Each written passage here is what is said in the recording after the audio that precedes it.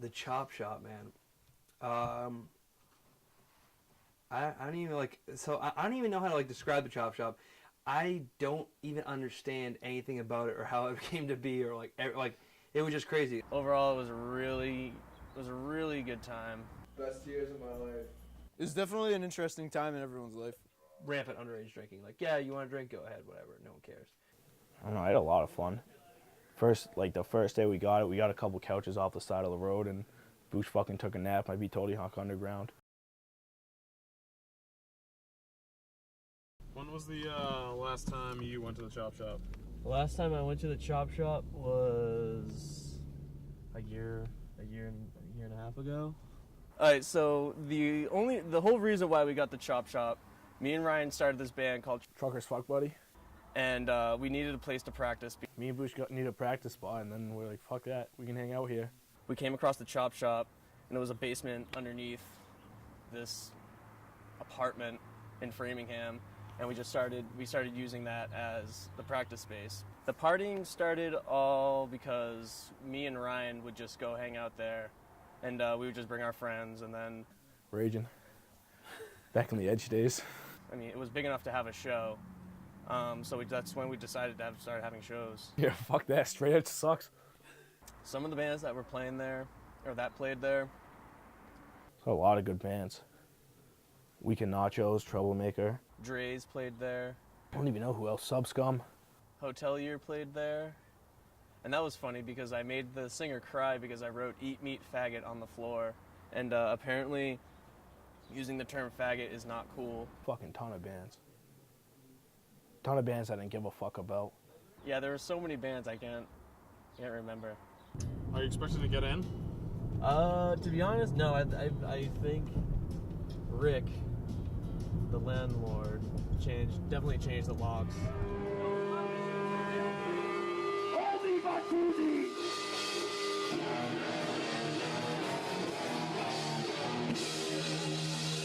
The people upstairs told us we can just do whatever we want there.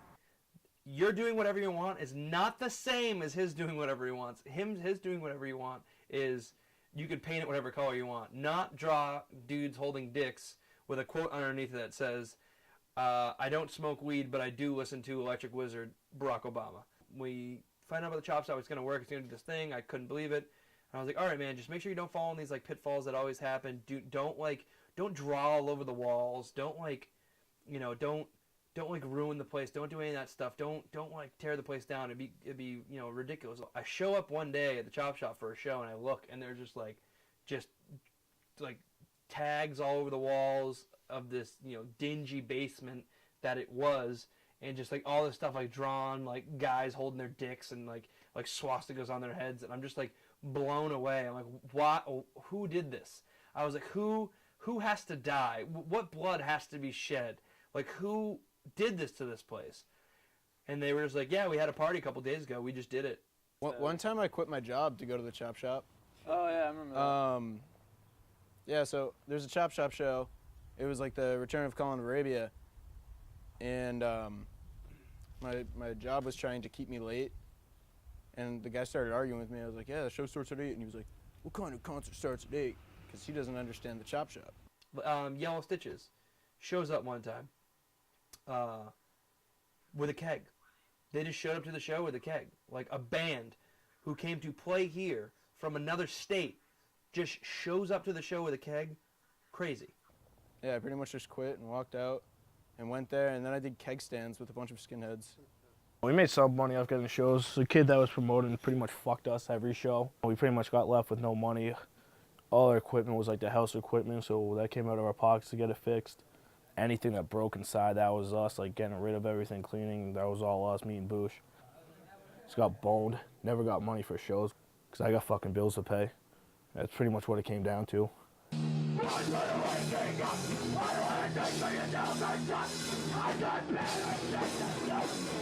don't know, there's a lot of people being blackout drunk when they're 16 and the type of stuff that goes along with that. Samurai sword baseball with 40s. Someone threw a 40-ounce bottle into a car dealership that was relatively close to there. And so I grabbed my really big friend Rich.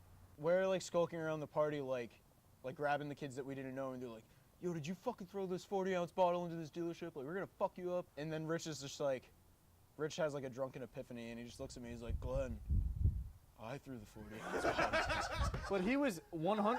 If someone else admitted to doing it, he was so down to beat them up for it, for a crime that he knew that he committed. I don't know, I just really feel bad for the family that lived upstairs.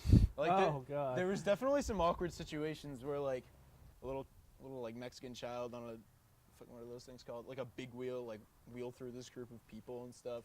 He was a nice guy, and he, Like honestly, his car was always for him getting to blocked hate in. us was like completely reasonable. The downfall to the chop shop was our landlord had to do work downstairs. I think it was the water heater blew up, and it was his first time in like almost a year being down there and seeing what we did to the place. Landlord was getting pissed and made us paint, and like once we painted over everything on the wall, it just wasn't the same. It fucking sucked.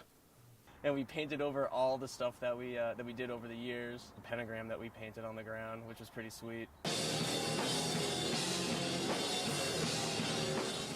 Last show, it started like 4 hours late. And there's so many bands playing this, extravaganza that was the last show. I think it was For the Worst was playing, and somebody decided to rip one of the pipes out of the ceiling. This kid Josh like ripped down the pipe, and like all the fucking water from the apartment upstairs started pouring down. And they start tearing pipes out of the walls, and now shit is filling up this basement. It was the pipe connected to the shower, and a bunch of disgusting showery water came rushing through and started flooding the place. I actually got a call from my landlord that night, and he basically told us to get the fuck out of there. And yes, we did.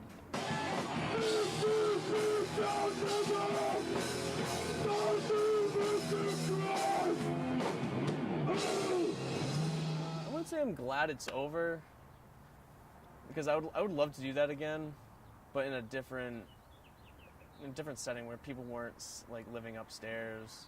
I do things differently. Have booking shows in my hands, money and all that, so I'm not getting fucking boned. That was probably the foundation of a lot of later drinking problems in life. I can explain it, but I just really can't like even explain it. And I think if you asked anybody that's been there, I think they would say the same thing. It was a good time. Chop Shop crew. I got it tatted on me last week.